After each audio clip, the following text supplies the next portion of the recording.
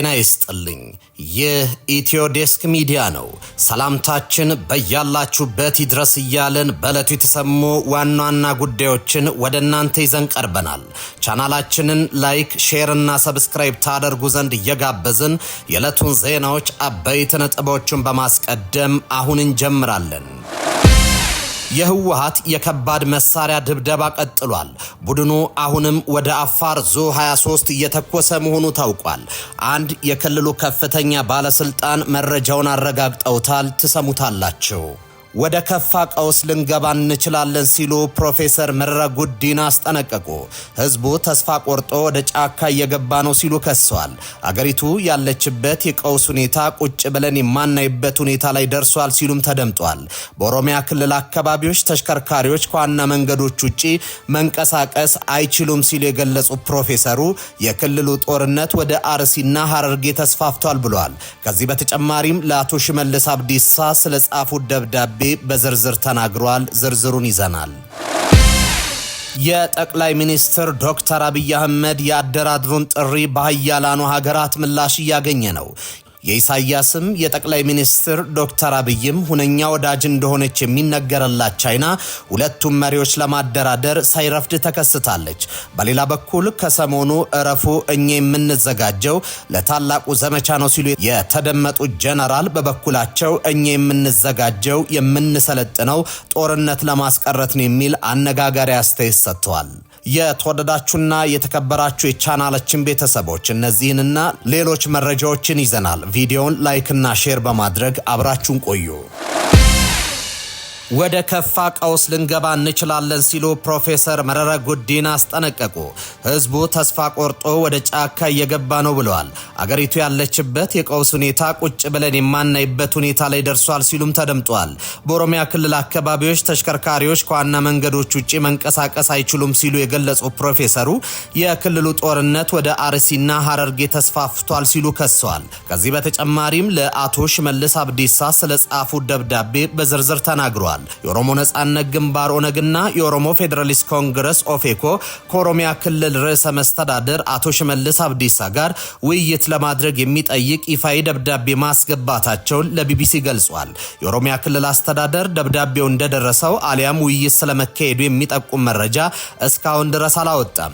የኦፌኮ ተቀዳሚ ምክትል ሊቀመንበር ፕሮፌሰር መረራ ጉዲና በአጠቃላይ የቀውስ ሁኔታ ቁጭ ብለን የማናይበት ጊዜ ላይ ስለደረሰን መንግስት ቢያንስ በኦሮሚያ አካባቢ እየተደረገ ያለውን በውል እንዲመለከት ለማሳሰብ ደብዳቤውን እንደጻፉ ለቢቢሲ ገልጿል። ከቢቢሲ ጋር ቆይታ ያደረጉት ፕሮፌሰር መረራ ለኦሮሚያ ክልል ርዕሰ መስተዳድር ለውይይት ጥያቄ ያቀረቡት ኦሮሚያ ቀውስ ውስጥ ናት ብለው ነው።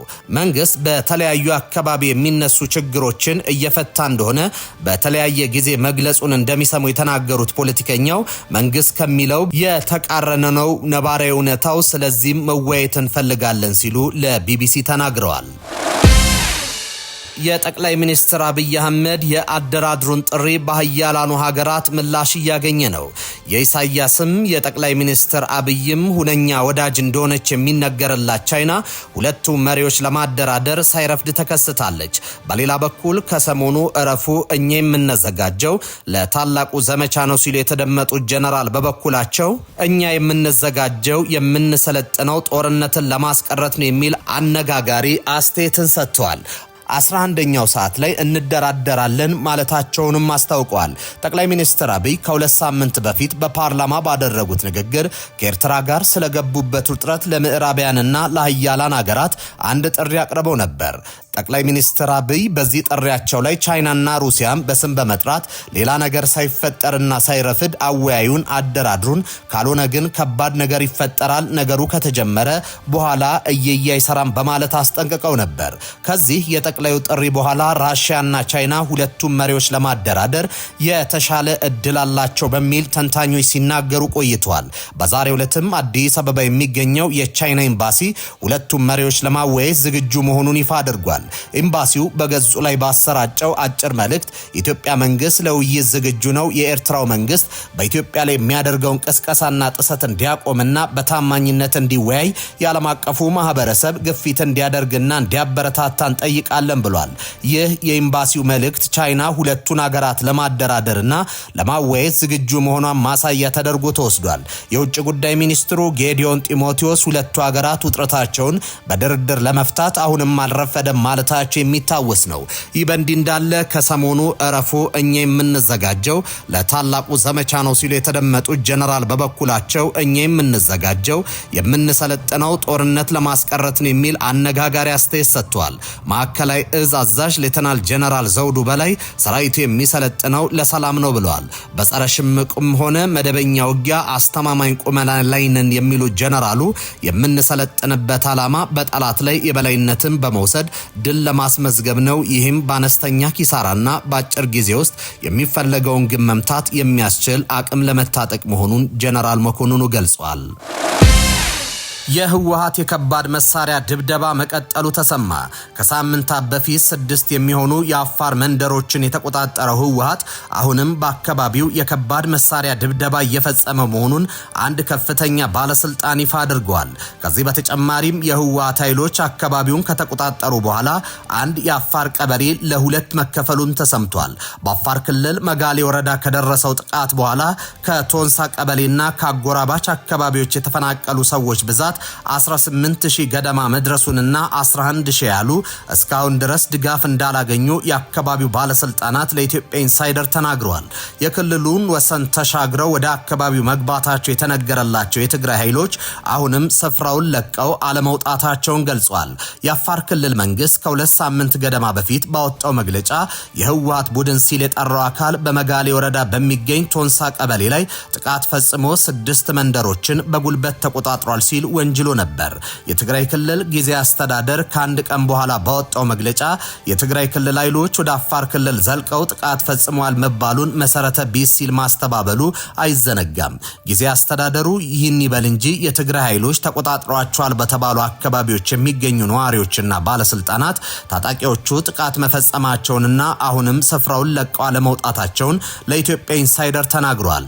አንድ የቶንሳ ቀበሌ ኃላፊ የትግራይ ኃይሎች ሲሉ የጠሯቸው ታጣቂዎች ከ2 ሳምንት በፊት የያዟቸውን ከሚልኪ ዋራ ሚላ ከረፈቱ ከአሶ ባራና ከረሙአጋ የተባሉ አካባቢዎች አሁንም በእነርሱ ቁጥጥር ስር መሆናቸውን ገልጸዋል። ከ2 ሳምንት በፊት ዋራ ከሚባለው አካባቢ ተፈናቅለው አሁንም አሮሪ በሚባል የቀበሌው አካባቢ ከሌሎች ተፈናቃዮች በአንድ ትምህርት ቤት ውስጥ በሚገኝ ዛፍ ጥላ ስር ተጠልለው የሚገኙ ሌላ ነዋሪ በአካባቢው የሚገኙ የአፋር ክልል ሚሊሻዎችና ልዩ ኃይሎች ጋር እየደወሉ ሁኔታውን እንደሚከታተሉ ተናግረዋል። ከጸጥታ ኃይሎች ባገኙት መረጃ መሰረትም በአካባቢው አሁንም የትግራይ ኃይሎች እንዳሉ ማረጋገጣቸውን ለኢትዮጵያ ኢንሳይደር አስረድተዋል። በተመሳሳይ ቦታ ላይ ከ8 ልጆቻቸው ጋር ተፈናቅለው የሚገኙ ሌላ የአካባቢው ነዋሪ ከትናንት በስቲያ እሁድ ወደ መኖሪያቸው አቅራቢያ ተጉዘው አሁንም በስፍራው በትግራይ ኃይሎች ቁጥጥር ስር እንደሆኑ እንደተመለከቱ የአይን ማኝነታቸውን ሰጥተዋል። እነሱ እዚያ ያሉ መመለስ አንችልም ሲሉ የቀያቸውን አካባቢ ትተው ተፈናቃዮች ወደ ተሰበሰቡበት ስፍራ የተመለሱበትን ሁኔታ አስረድተዋል። ኢትዮጵያን ኢንሳይደር በስልክ ያነጋገራቸው የቶንሳ ቀበሌ ኃላፊ የትግራይ ኃይሎች አልፎ አልፎ ከባድ መሳሪያ እንደሚተኩሱ ገልጸዋል። የመጋሌ ወረዳ የእንስሳት እርሻና ተፈጥሮ ሀብት ጽሕፈት ቤት ኃላፊ አቶ አብዱ መሐመድ በበኩላቸው የትግራይ ኃይሎች አካባቢውን ከተቆጣጠሩ በኋላ የቶንሳ ቀበሌ ለሁለት ተከፍሎ ነው ያለው ብሏል። ግማሹን የአፋር ክልል ሲያስተዳድረው፣ ግማሹን ደግሞ የትግራይ ኃይሎች አሁንም እንደያዙት አቶ አብዱ ተናግሯል። የቶንሳ ቀበሌ ባለቤት መጋሌ ወረዳት የተፈናቃዮችን ጉዳይ የሚከታተል ቢሮ የሚመሩት አቶ አብዱ ከ2 ሳምንት በፊት ለኢትዮጵያ ኢንሳይደር በሰጡት ቃለ ምልልስ ከ3 ቀበሌዎች በድምሩ ከ2000 በላይ ሰዎች መፈናቀላቸውን ገልጸው ነበር። ፕሬዝዳንት ዶናልድ ትራምፕ በዚህ ሳምንት ዋሽንግተን ውስጥ የተገናኙት የሳውዲ አረቢያውን አልጋወራሽ ልዑል መሐመድ ቢን ሰልማን ባቀረቡላቸው ጥያቄ መሰረት በሱዳን ባለው ከባድ የሰብአዊ ቀውስ ላይ ትኩረት ለማድረግ ማሰባቸውን ገለጹ።